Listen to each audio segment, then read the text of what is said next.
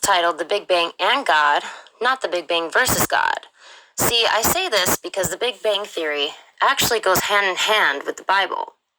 I'm going to be comparing the recorded creation that God gives us in Genesis and compare that with science views on how the Big Bang happened, how the beginning happened with the Big Bang Theory.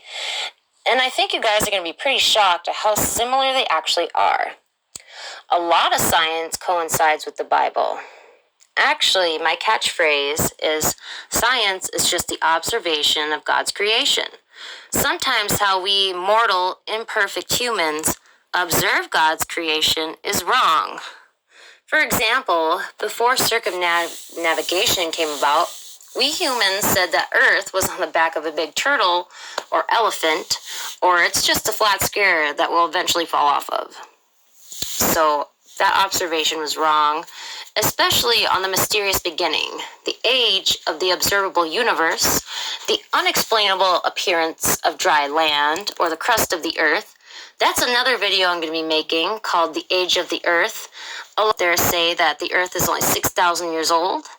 I have to say I disagree, and I'm going to point out how they're wrong, so that's a video for another time. Anyway, let's get back to the Big Bang and God. So for us to do this, let's go to NASA's website to see how they explain the Big Bang Theory.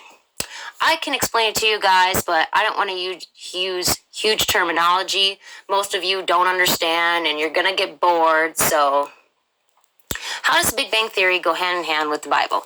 Glad you asked. So before I explain myself, you must first understand what the Big Bang Theory is. A lot of people believe in it, all right, but they can't even explain what it really is.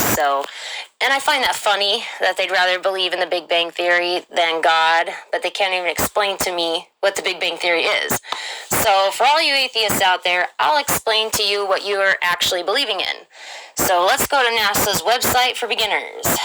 NASA's website states, the Big Bang Theory as this. When the universe began, time, it was just hot, tiny particles mixed together with light and energy. It was nothing like we see now. As everything expanded and took up more space, it cooled down. The tiny particles grouped together, they formed atoms.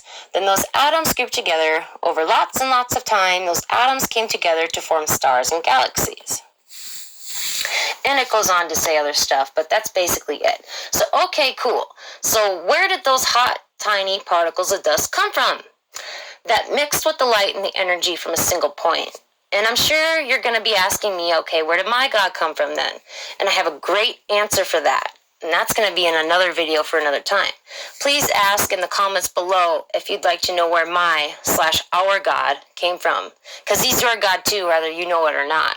So he is the great I am who made all things. And there's an amazing answer for that. And he gives it to us from scriptures. But anyways, back to this video.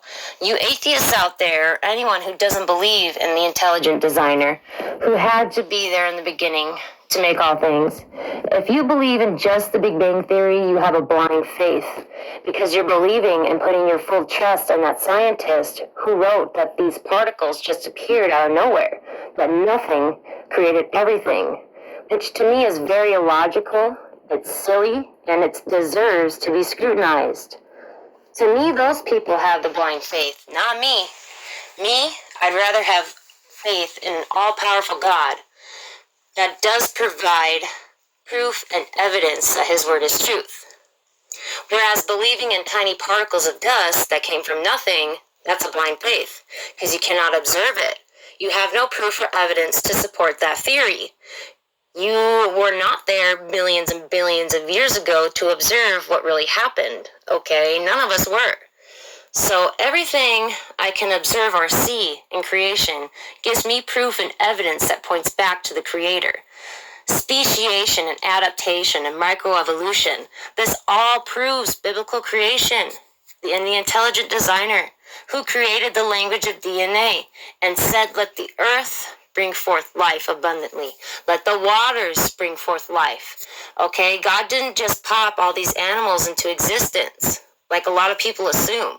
That's not what it says in Genesis, okay? He gave us all these kinds of animals And he put it in their DNA to have adaptation and speciation to change over time. But notice they don't change kinds, okay? They stay within their own kind. A bird will always be a bird. Reptiles stay reptiles. Fish stay fish, okay? They do not switch kinds. God gave the earth and the waters that power to formulate animal kinds and let earth and the DNA of animal species to continue making life up until today, still making life. So